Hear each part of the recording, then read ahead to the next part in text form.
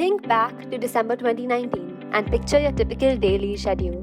You would have 60-minute blocks for each subject: English, psychology, history, math, etc. But now, for a lot of us, school days look more like this. Coronavirus has pushed schools and colleges all over the world to go online as new waves of infection keep emerging.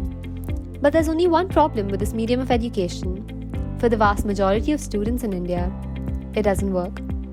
While one section of the population has adapted to this medium of education, I like online education because I can access it from the comfort of my home. I like online education because it's just easier for me to focus outside of a college environment. And also, it's comfortable for me to study at my own place. there is the other half of the population that does not have access to online education. In India, only half the population has access to the internet, and 320 million children have been affected by online classes. A country where the gaps in access to education and the internet were already largely prevalent, poor families are struggling to educate their children. Lakshmi and Payal, currently in their 10th standard studying at Asha Kiran Charitable Trust, share their experience with online education. Physical class was better than these online classes. Sometimes because of something we face, network issue. In online classes, not paying that much concentration because it is on mobile, so our eyes also get affected, and there are too many class days. That is why. Yeah. And sometimes we missed our class because of some Wi-Fi or some work. Right. That is why we get less marks. The situation is far worse in remote rural areas where students do not get electricity, which is the basic necessity to support online learning. They face constant power cuts, which is mainly due to heavy rains. In other cases, some households get only 8 to 10 hours of electricity in a day, which hampers online learning. My classes have shifted online. I face a lot of problems due to online education, especially during the rainy season. There are frequent power cuts due to the rains, which prevents me from attending my classes.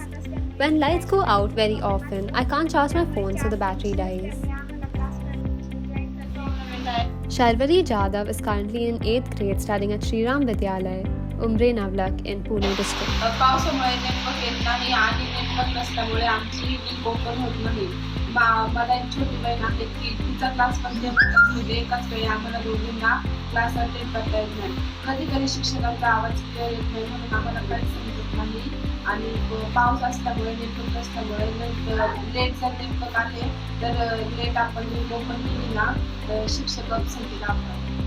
Not only students, but even parents and teachers have expressed their concerns about online classes. Here's what Millie, a teacher at Asha Kiran Charitable Trust, has to say. Yeah. From June, my Mukesh Patel students and then the Asha Kiran students joined up. And I actually panicked because I didn't know how to use the Zoom forum to use graph, because these people have statistics, they have graphs to be used in algebra. So I wasn't sure whether I will be, in spite of having 17 years of teaching education experience, I'll be able to use the tools.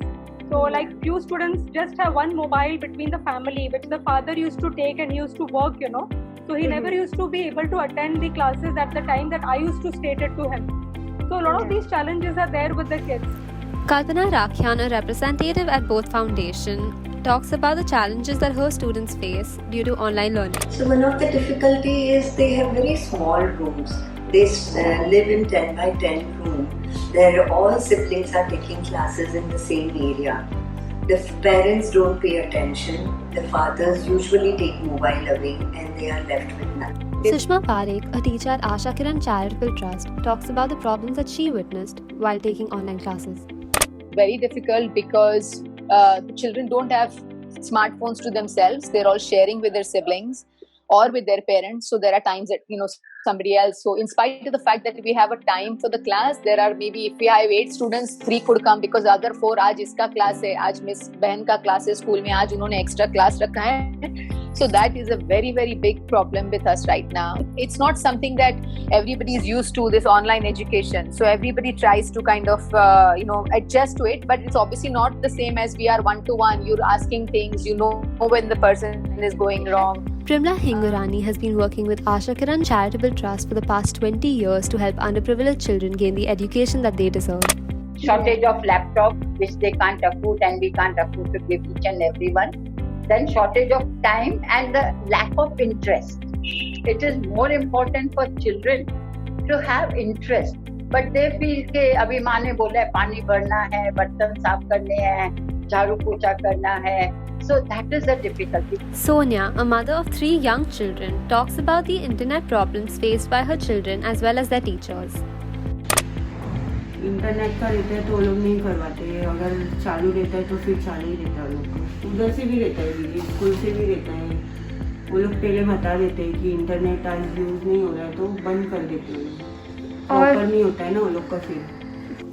In order to find more inclusive solutions to the problem of online education, the Indian Ministry of Human Resource Development should approach students, teachers, and parents to hear out their problems and see their conditions firsthand.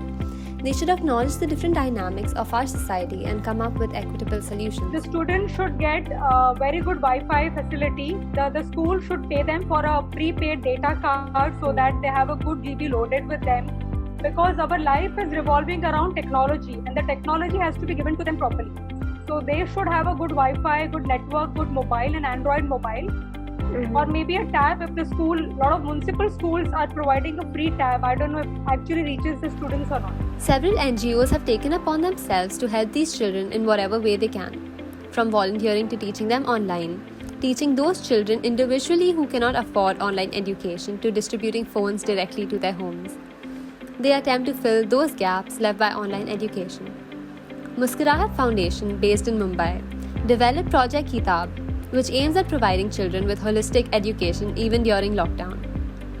Another initiative started during the lockdown with the intention to provide smartphone devices to children from low-income families is Project Pahunch.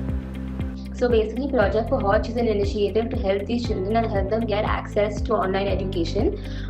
We are partnered with a few NGOs that identify the children for us and tell us which children, which grade they are in, how many devices required, etc. And that's how we help these children. And we also accept donated gadgets.